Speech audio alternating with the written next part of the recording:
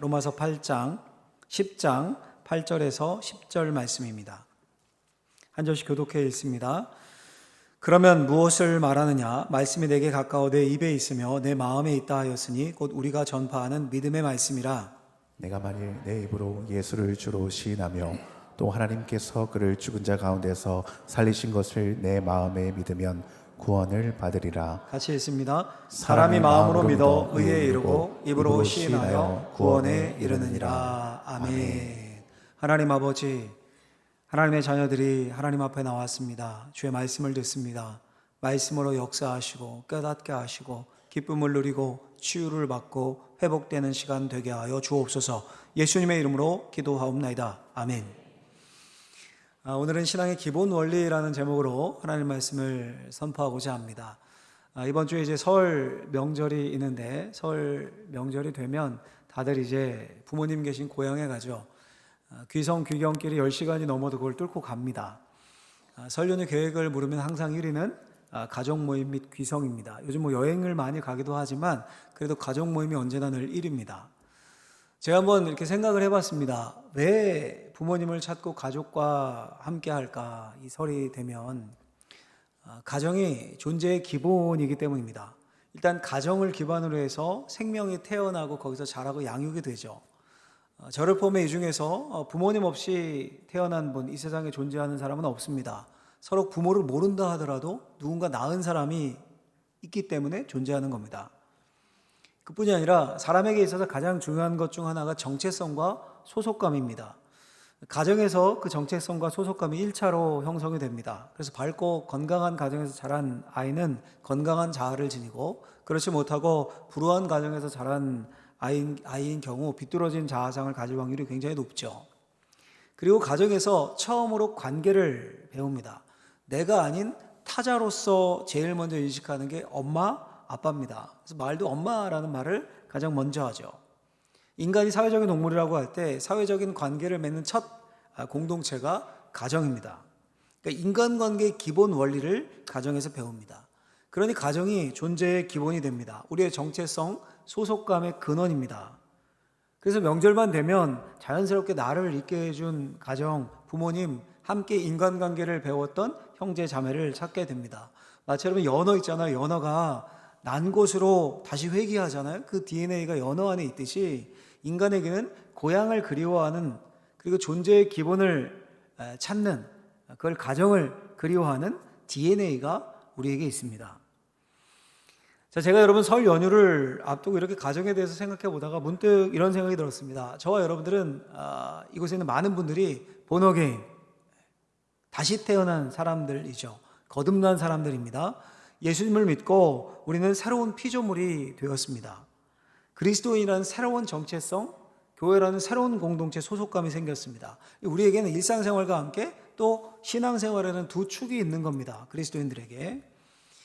자, 우리의 삶이 가정에서부터 시작이 되고 정체성이 세워지고 가정에서 관계와 세상 살아가는 윤리를 배운다면 우리에게 주어진 새로운 삶, 영적인 삶, 신앙생활도 그런 기본이 있을 거 아닙니까? 기본 바탕이.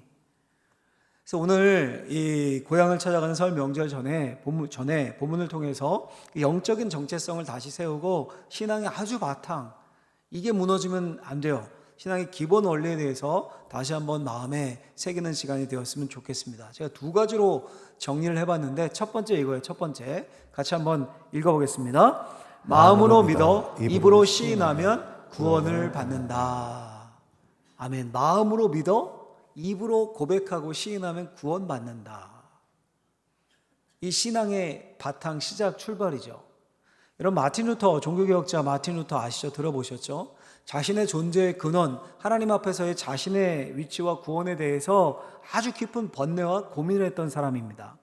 금식하고 기도하고 고해성사하고 할 수 있는 노력을 다 기울였습니다. 노력을 다 기울였어요. 로마에 가면 스칼라 상타라는 일명 이게 거룩한 계단 이런 뜻인데, 저도 가보지 못했는데 사진으로만 봤는데 사진 한번 보여주시면 여기에요. 거룩한 계단, 스칼라 상타, 저 계단인데 예수님이 본디오 빌라도에게 재판받으러 올라갈 때 올라갔던 계단인데 그걸 4세기경에 콘스탄티누스의 어머니였던 성 헬라나가 예루살렘에서 가져다가 로마에다 저렇게 설치를 해놓은 겁니다. 근데 이게 너무 오래되니까 계단이 마모되는 거잖아요. 순례객들이 많이 방문하고 할 테니까. 그래서 이걸 나무 패널로 해서 나무로 짜서 300년 동안 덮어놨어요. 덮어서 보호하다가 2019년 부활절을 맞아서 처음 나무판을 제거하고 저렇게 좀 보수해서 원형이 공개가 됐습니다. 자, 1510년에 루터가 로마에 방문했을 때 이 계단을 무릎으로 기어 올라갔어요. 무릎으로 계단 올라가면 여러분 피멍 들고 뭐 피나고 그러지 않겠습니까? 꽤 높잖아요. 쭉 길잖아요. 아까 보신 것처럼. 그래도 구원을 위해서 오른 거예요. 구원을 위해서. 그렇게 고행을 했으면서 여전히 나는 누군가, 하나님 앞에서 나는 어떤 존재인가, 나는 구원받았는가, 이 근원적인 문제가 해결이 안 돼요. 근데 그 문제가 언제 해결이 됩니까? 로마서 말씀을 만나고 해결이 됩니다. 로마서의 핵심 요절인데 로마서 1장 17절 말씀 같이 한번 크게 읽고 아멘으로 받겠습니다. 복음에는 하나님의 의가 나타나서 믿음으로 믿음에 이르게 하나니 기록된 바 오직 의인은 믿음으로 말미암아 살리라 함과 같으니라. 아멘. 자, 이 말씀에서 루터가 오직 믿음으로, 라틴어로 하면 솔라 피데, 종교개혁의 가장 유명한 외침이죠. 오직 믿음, 오직 믿음. 구원은 공로와 선행, 고행, 노력이 아니라 오직 믿음으로 받는다. 어떤 업적으로도 억만금을 헌금해도 구원을 살 수는 없다. 중세 당시 로마 교황이 발행하는 면죄부를 산다고 구원을 살 수 있는 게 아니다. 오직 예수 그리스도의 십자가 대속을 믿음으로, 오직 믿음으로 죄 용서받고 구원을 받는다. 이걸 주장하죠. 이걸. 여기서 자유함을 누리게 돼요. 루터가. 선한 사람이 되고 착한 일하고 공로를 쌓아서 구원받는 게 아닙니다. 불교처럼 막 고행해서 해탈하는 게 아니에요. 자격 없는 죄인이 하나님의 은혜로 베푸신 십자가와 부활을 믿음으로 하나님이 의롭다고 여겨주십니다. 여러분, 그 다음에 그럼 뭐가 나오는 게, 그 다음에 따라 나오는 게, 구원 받았으니까, 새 사람 되었으니까 감사해서 착한 일을 하고 헌신하고 선행을 하고 봉사를 하고 교회를 위해 또는 선교를 합니다. 근데 여러분, 이게 순서가 굉장히 중요한 겁니다. 순서를 한번 보여주시면 이거 잊으시면 안 돼요. 이 도식을. 처음에 뭐예요? 믿음, 그 다음에 구원, 그 다음이 선행이에요. 자, 이 순서가 뒤바뀌면 신앙이 변질이 되는 겁니다. 이게 예를 들어서 여러분 라면을 끓인다고 할 때 물 안 붓고 면부터 때려 넣고 그 다음에 스프 넣고 막 달궈요. 다 태워요. 그 다음에 물 부으면 라면 됩니까? 못 먹죠. 건물을 세우는데 기초 안 합니다. 기초 작업 안 하고 안 다지고 기둥부터 그냥 대충 세우고 바로 지붕 올리고 그 다음에 벽 쌓고 맨 마지막에 기초 놓고 순서 바뀌면 그 건물 금방 무너지죠. 신앙도 똑같습니다. 믿음, 구원, 선행이에요. 그러니까 착한 일, 선행이 앞에 와서 그게 자기 공로가 되면 그걸 교만이라고 해요. 교만. 하나님이 싫어하시다 못해 교만한 자를 대적하신다라고 해요. 그러니까 하나님이 대적이 된다는 거예요. 하나님이 대적. 그러니까 여러분, 이 믿음, 구원, 선행, 이 구원의 도리가 우리 신앙생활에 있어서 늘 순수하게 작동을 해야 되는 겁니다. 그게 건강한 신앙이 되는 겁니다. 그래서 여러분, 오직 믿음으로 구원받는다. 이 로마서 1장 17절이 로마서 전체의 요절이고 로마서 전체를 꿰뚫고 있습니다. 자, 이제 로마서 9장에 오면요, 바울이 자기 동족인 유대인의 구원의 문제를 다룹니다. 이제 9장부터 11장까지가 그 내용인데 오늘 본문이 거기 속해 있지 않습니까? 10장이니까.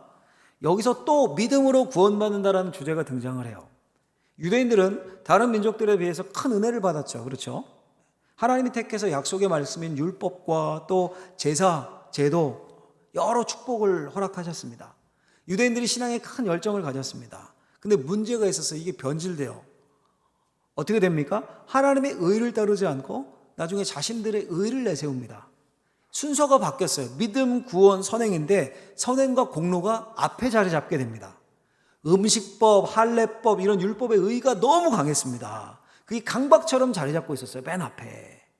그러니까 하나님의 아들 예수 그리스도께서 직접 사람이 되셔서 하나님의 의 복음을 가르쳐 주셨음에도 유대인의 생각에는 그걸 받아들일 공간이 없는 겁니다. 공간이 없었어요. 그런 동족 유대인의 구원에 대해서 바울이 역시 뭘 주장합니까? 오직 믿음을 주장해요. 오직 믿음을. 예수 그리스도께서 십자가에 피 흘려 죽으심으로 죄의 문제가 해결됐습니다. 그 예수 그리스도를 하나님이 다시 살리셨어요. 부활이죠. 그걸 믿으면, 그걸 받아들이면 구원을 받습니다. 오직 믿음으로 구원을 받아요. 이게 예수 그리스도 안에 나타난 기쁜 소식, 복음입니다. 복음. 자, 그 믿음으로 받는 구원을 바울이 마음과 입을 통해서 설명을 합니다. 그게 오늘 본문입니다. 복음이 멀리 있지 않고 마음과 입에 있다는 거예요. 한번 다시 한번 오늘 본문을 읽죠. 로마서 10장 8절에서 10절을 같이 읽고 아멘으로 크게 받습니다. 읽습니다. 시작. 그러면 무엇을 말하느냐? 말씀이 내게 가까워 내 입에 있으며 내 마음에 있다 하였으니 곧 우리가 전파하는 믿음의 말씀이라. 내가 만일 내 입으로 예수를 주로 시인하며 또 하나님께서 그를 죽은 자 가운데서 살리신 것을 내 마음에 믿으면 구원을 받으리라. 사람이 마음으로 믿어 의에 이르고 입으로 시인하여 구원에 이르느니라. 아멘. 자, 그럼 일단 이 구절에서 다시 한번 띄워주시면 빨간색으로 표시된 것에 한번 집중해 보십시오. 복음의 말씀이 내 마음에 있다.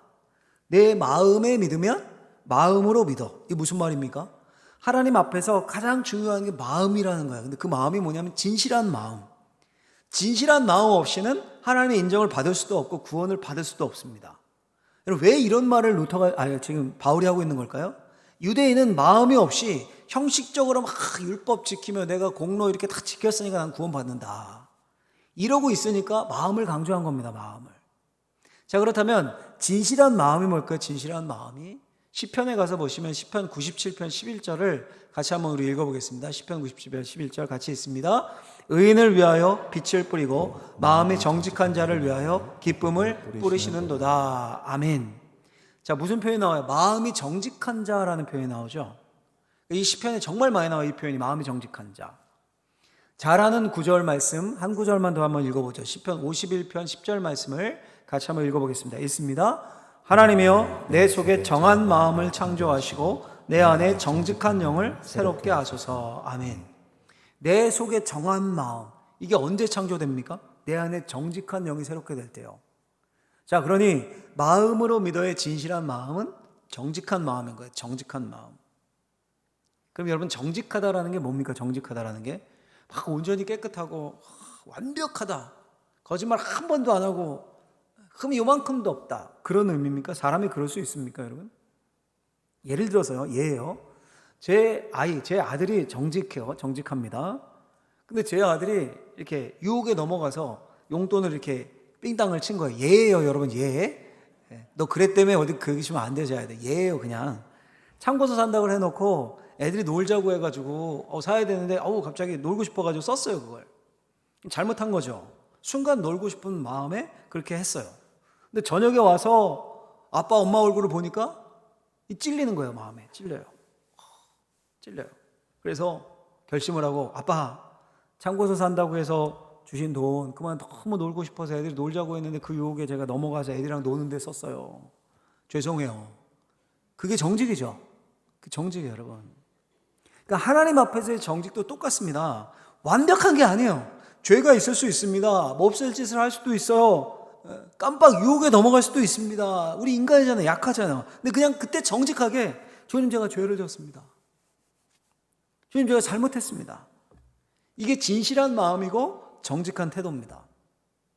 아나니아와 삽비라처럼 오히려 주님 앞에 나와서 가면을 쓰고 막 거짓말하고 이게 아니라 꾸미지 않고 그대로 주님께 나오는 사람, 그런 사람을 주님은 사랑으로 다 품어주십니다.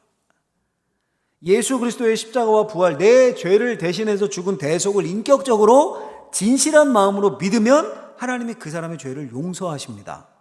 의롭다고 인정해 주십니다. 이게 마음으로 믿어라는 말씀 구절의 의미예요. 자, 그리고 그 다음에 꼭 필요한 게 있는데 그게 뭘까요? 우리 8절부터 9절을 다시 한번 띄워주시면 보시면, 자, 이번에는 파란색을 집중해 보십시오. 뭐라고 되어 있습니까? 내 입에 있으며 내 입으로 시인하여 구원에 이르느니라. 이제 입술의 고백이에요. 입술의 고백. 여러분, 제가 자주 말씀드리죠. 주님, 내가 내 인생의 주인인 줄 알았는데 이제 주님이 내 인생의 주인이십니다. 이 신앙 고백입니다. 마음으로 믿는 건 나 혼자만 알잖아요. 근데 입으로 고백하는 건 혼자만 아는 게 아니라 공개적으로 선언한다라는 의미를 담고 있는 겁니다. 여러분, 성경이 예수님과 교회된 우리를 신랑과 신부로 비유하곤 합니다. 결혼 생활로 비유를 한 거죠. 결혼은 새로운 삶의 시작이죠.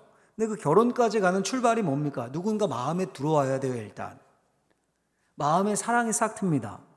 보고 싶고 말하고 싶고 마음에 사랑이 들어와요. 누군가를. 그렇죠? 안 해보셨어요? 너무 오래돼서 잊어먹으셨습니까? 일단 마음에 들어야 돼요. 마음이 움직여야 됩니다. 근데 그럼 사랑이 됩니까? 그건 짝사랑이죠. 짝사랑입니다. 혼자 하는 사랑.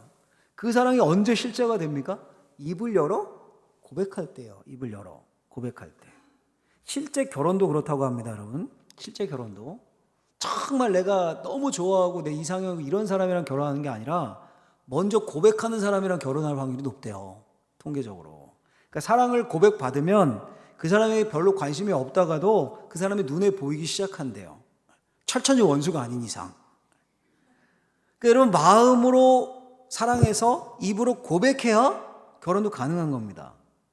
새로운 삶의 시작인 신앙생활도 똑같은 겁니다. 일단 말씀이 마음에 들어와요.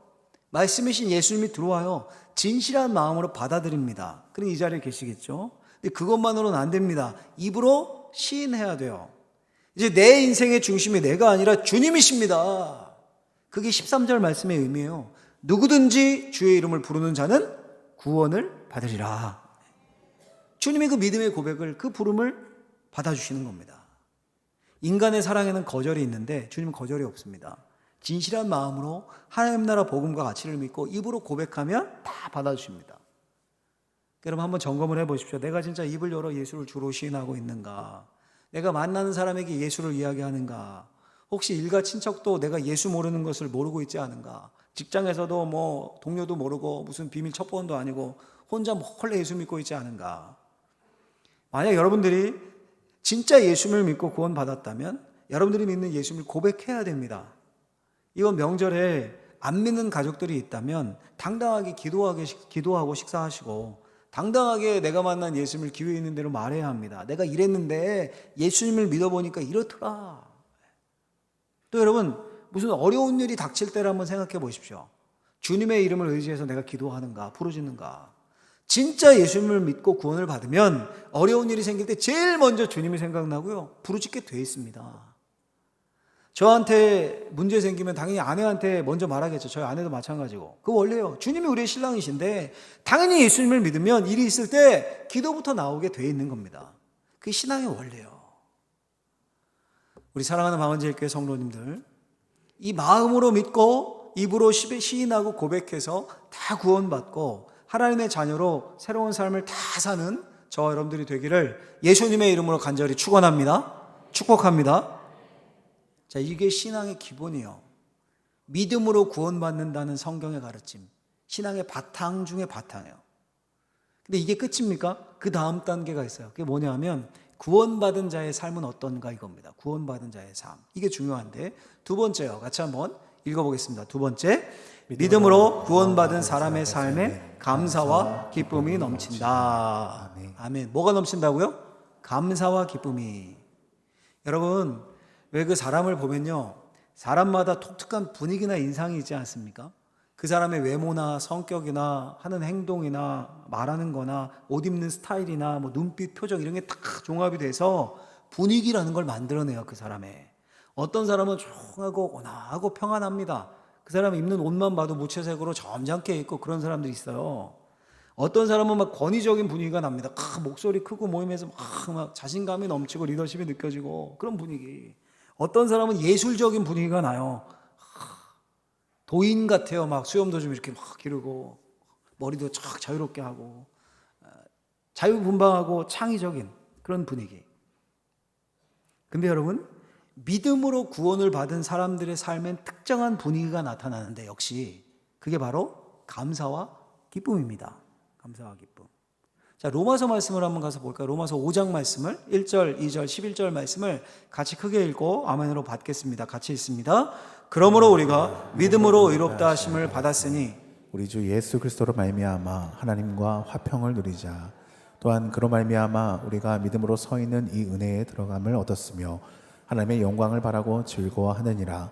그뿐 아니라 이제 우리로 화목하게 하신 우리 주 예수 그리스도로 말미암아 하나님 안에서 또한 즐거워하느니라. 아멘. 여러분 지금 믿음으로 의롭다 하심을 받은 사람들의 특징을 뭐라고 얘기합니까? 하나님의 영광을 바라고 어떻게 한다고요? 즐거워하느니라. 하나님 안에서 또한 즐거워하느니라. 할렐루야. 하나님 안에서 기뻐합니다. 즐거워한다라는 이 표현은 좋아서 자랑하며 뽐내면서 즐거워한다, 기뻐한다 이런 의미예요. 여러분 우리 여기 어르신들 많은데 이번 명절에 자녀가 내려온 거예요. 근데 평소에는 뭐 이렇게 과일이나 이런 거 들고 왔는데 이번에 명품 가방 무슨 똥 이걸 들고 딱 왔어요. 야, 이왕 상상하는 거 좀 더 크게 해볼까요? 새 차를 뽑아가지고 내려와서 아빠 타. 그리고는 KTX 타고 쿨하게 올라갔어요. 야, 명절 연휴 끝나고 전도회 모임 처음 모인 거예요. 100% 자랑하며 기뻐하겠죠, 여러분. 아닙니까? 그렇죠. 이상한 게 아니라 당연한 일이에요, 그건. 그냥 자녀들이 왔다 가도 야, 우리 아들, 딸 이번에 명절에 왔다 갔다. 은근히 자랑하면서 한마디 하잖아요. 댁내는 왔다 갔어? 한마디 묻잖아요. 자, 여러분, 그러니 지금 바울이 뭘 말하는 겁니까? 그런 것에도 기뻐하고 사소한 것에서 즐거워하고 자랑하는데 하물며 믿음으로 구원을 선물로 받았는데 믿음으로 죽을 수밖에 없는 죄인이 죄 용서함 받고 의롭다 하심을 얻었는데 당연히 하나님 안에서 또한 자랑하며 즐거워하느니라. 기쁨과 즐거움은 당연하다는 겁니다. 또 한 곳만 읽어볼까요, 여러분? 데살로니가 전서 5장 너무 유명한 구절이죠. 이 구절은 같이 한번 읽고 아멘으로 받습니다. 항상 기뻐하라, 쉬지 말고 기도하라, 범사에 감사하라. 이것이 그리스도 예수 안에서 너희를 향하신 하나님의 뜻이니라. 아멘. 잠깐 띄워놔 주시면 여러분 이 말씀을 헬라어 원문 구조를 보면 명령형이 세 개가 나옵니다. 세 개가. 기뻐하라, 기도하라, 감사하라. 그리고 제가 감사하라 뒤에 일부러 지금 빨간색 보이셔요? 느낌표를 붙여놨어요. 사실은 느낌표가 붙어야 돼요. 느낌표가 언제 사용됩니까? 강한 감정을 표현하거나 예를 들면 야 진짜 멋지다, 우와 멋지다, 경탄이죠. 이때 느낌표 뒤에 붙입니다. 써야 돼요. 혹은 강한 명령이나 요청을 나타낼 때 씁니다. 야 문 닫아, 야 조심해, 이럴 때 문장 뒤에 느낌표 써야 돼요. 기뻐하라, 기도하라, 감사하라, 이건 부탁이나 권유가 아닙니다. 주님의 강한 명령입니다. 느낌표가 붙어야 될 정도로 강한 명령이에요. 여러분 죄가 뭡니까? 간단합니다. 하나님의 말씀을 지키지 않는 게 죄입니다. 근데 말씀 중에서도 강한 명령으로 되어 있는 말씀은 말할 것도 없습니다. 성경에도 권유의 말씀이 있고 명령의 말씀이 있거든요. 게다가 하나님의 뜻이라고 명확하게 말씀하지 않습니까? 그러니까 기뻐하지 않고 기도하지 않고 감사하지 않는 건 죄 짓는 일이에요. 또 중요한 사실은 항상 기뻐하라, 범사에 감사하라는 명령의 말씀이 쉬지 말고 기도하라라는 말씀을 감싸고 있어요. 좌우에서. 그러니 여러분 믿음으로 의롭다 하심을 받은 사람들의 분위기, 독특한 특징이 항상 기뻐하고 범사에 감사하는 겁니다. 그게 그들의 삶의 분위기예요. 그런 자들이 쉬지 않고 기도할 수 있습니다. 그리고 그 기도에 능력이 있는 겁니다. 여러분 이 거룩한 하나님의 말씀, 진리의 말씀에 근거해서 여러분들에게 한번 제가 질문을 던져보겠습니다. 잘 한번 마음으로 답해보세요. 여러분들의 삶 요즘 어떻습니까? 주님 안에서 늘 기쁨이 넉넉하십니까? 기쁨이 넘칩니까? 우리 주님을 신뢰하며 쉬지 않고 항상 기뻐하십니까? 명품 가방 생기고 뭐 자녀가 취업하고 사업 잘 되고 그런 기쁜 일뿐 아니라 어려워도 문제가 생겨도 믿음으로 의롭다 하심을 받은 사실을 생각하며 기뻐하십니까? 그럼에도 불구하고의 감사가 있습니까? 제가 한번 여러분 묵상을 해봤습니다. 항상 기뻐하라, 범사에 감사하라, 늘 자주 떠올리는 말씀인데 어떻게 항상 기뻐하고 범사에 감사할 수 있는가? 이게 가능한가? 그러니까 이 말은 제 묵상이지만 기쁨과 감사를 연습하고 훈련하라는 그런 명령을 포함하고 있는 거 아닌가? 왜냐하면 죄의 본성에 찌든 사람의 본성상 감사보다 불평과 원망이 더 익숙하거든요. 불평하고 원망하고 남 씹을 때 오히려 막 희열을 느끼거든요. 자기는 잘난 사람이 된 것 같고. 우리도 그렇지 않습니까? 가진 것에 대한 그 누리는 감사보다 못 가진 것에 대한 항상 불만 비교하면서 이게 더 많지 않습니까? 그러니 항상 기뻐하고 범사에 감사하려면 연습하고 훈련을 해야 되는 겁니다. 제 마라톤이 떠올랐는데요. 여러분 어떻게 사람이 42.19km를 쉬지 않고 뜁니까? 2시간 넘게 어떻게 쉬지 않고 뛰어요? 그게 가능합니까? 가능하잖아요. 마라톤 선수들 뛰잖아요, 그걸. 근데 요즘은 선수만 뛰는 게 아니라 일반인들도 완주를 많이 한다고 그래요. 완주 평균 기록이 4시간 30분에서 5시간이라고 합니다. 어떻게 4시간 5시간을 계속 뛰어요? 근데 매일 훈련하고 연습하면 뛰어요. 그게 가능해요. 우리나라 달리기를 즐기고 연습하는 인구가 약 400만, 500만이랍니다. 굉장히 많더라고요. 저도 깜짝 놀랐어요. 통계 보고. 1년에 우리나라에서 350개의 마라톤 대회가 열린대요. 일반인들이 다 뛰는 거예요. 훈련하고 연습하면 놀랍게도 2시간, 3시간, 4시간, 5시간 뛰는 거예요. 그러니까 여러분, 말씀에 순종해서 항상 기뻐하고 범사에 감사하는 것을 어떻게 해야 돼요? 우리도 훈련하고 연습해야 되는 거예요. 그래서 믿음으로 의롭다 하심을 받은 자의 독특한 분위기가 우리 안에서 풍겨나야 돼요. 풍겨나와야 됩니다. 가정에서 풍기고, 자녀들에게 풍기고, 부모님들에게 풍기고. 통계를 보니까 명절 이후에 이혼 상담이 2배에서 3배로 증가한다고 합니다. 우리 여자 성도님들 설 명절 음식 준비하고, 뭐 또 젊은 분들 시댁에 먼저 가야 하고, 이런 거 스트레스 받고, 남편은 또 배짱이처럼 소파에만 붙어 있습니다. 먹기만 하고, 이때는 처먹기만 한다고 표현해야 돼, 그죠? 뭐 가져와라 뭐 이러고 리모컨 막 돌리고 있고. 근데 남자도 가만 생각하면 나름 스트레스입니다. 설 명절 비용은 뛰죠. 경제적인 부담은 늘죠. 고부간의 갈등이 있으면 중간에서 눈치 봐야 되고, 또 자영업 하는 분들은 연휴가 이렇게 기니까 막 가게 문 닫는 게 부담이 되기도 하고. 우리 여기 젊은이들, 청년들도 많은데 나름 스트레스예요. 만나는 분마다 막 결혼 언제 하냐, 지가 소개해 줄 것도 아니면서 맨날 물어보고, 취업해야 되는데 뭐 시켜주는 것도 아니면서. 그래서 꼭 사족을 붙여야, 누구누구 집 애는 이번에 날 잡았다더라, 대기업 취업했다더라. 듣기 싫습니다. 그러니 크리스천이라고 이런 스트레스 안 받습니까? 받아요. 근데 그때 연습하라는 거, 하나님의 말씀을 떠올리는 겁니다. 기쁨, 감사, 기뻐하라, 감사하라. 하나님의 명령이에요. 항상 범사의 모든 일에. 여러분, 더 분명하고 중요한 가치를 붙잡으면 다른 것들은 대수롭지 않게 넘기며 지나갈 수 있는 법입니다. 하나님의 선물인 구원을 받았고 마음으로 믿고 입으로 고백해서 하나님의 자녀가 되었습니다. 내 인생을 책임지신 하나님께서 항상 기뻐하렴, 범사에 감사하렴 명령하셨습니다. 그 하나님 생각하면서 조금만 시각을 바꾸고 생각을 바꾸면, 여러분, 소파에 뒹구는 배짱이 남편이 있으면 감사죠. 없으면 과부예요. 잔소리하는 아내가 있으면 감사죠. 없으면 호랍이 아닙니까? 일찍 남편 여의고 아내 여인 분들에게 오히려 그게 그리운 명절 가족 풍경일 뿐입니다. 걱정하는 부모님, 조부모님 있고 걱정해줄 자녀가 있고 가정이 있으면 감사한 거죠. 이 항상 기뻐하고 범사에 감사함을 연습하는 이번 연휴 기간 되시기를 예수님의 이름으로 축원합니다. 여러분, 제가 질문을 하나 던지는 것으로 말씀을 정리하려고 합니다. 잘 생각해보고 한번 택해보세요. 1번은 이거예요. 1번, 감사한 일이 있어서 감사하는 것일까? 1번, 감사한 일이 있어서 감사하는 걸까? 2번, 아니면 감사를 표현하면 감사한 일이 생길까? 1번, 2번. 야, 2번. 와, 저보다 신앙이 더 좋으시네요.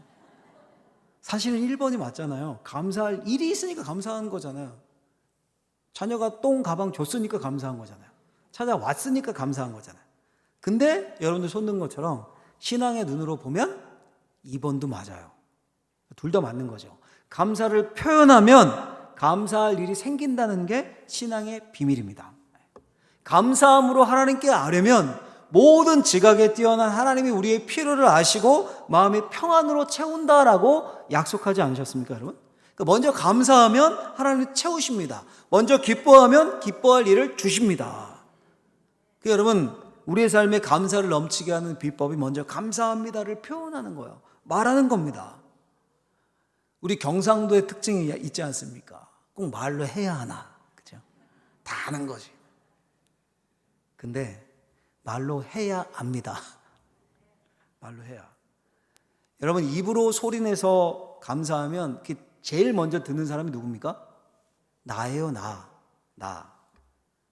내가 감사를 말하면 내 귀에 제일 먼저 들립니다. 그 귀에 들린 감사가 뇌에 전달되고 내 인식과 감성에 영향을 줍니다. 연구 결과예요. 내가 변화가 되는 거예요. 여러분, 한번 보십시오. 늘 불만, 불평을 입에 달고 사는 분들 인상도 그렇게 변합니다. 얼굴에 쓰여 있습니다. 불평, 불만이라고.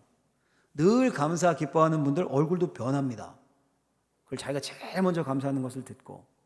그 이유는 감사가 하나님의 언어이기 때문이에요. 하나님의 언어이기 때문에. 창세기 1장부터 하나님의 언어가 나오잖아요. 보시기에 좋았더라. So good. 좋았다. 그러니까 칭찬과 기쁨, 감사가 태초에 하나님의 언어예요. 언어.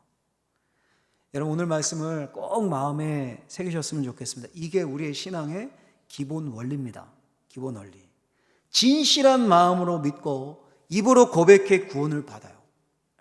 예수님이 우리의 삶의 중심이 되고 하나님의 자녀가 됩니다. 그럼 항상 기뻐하고 범사에 감사하는 게 따라와야 돼요. 우리 안에 그런 분위기가 예수 믿는 사람의 분위기가 형성이 되어야 됩니다. 그리스도인의 분위기가 사로잡습니다.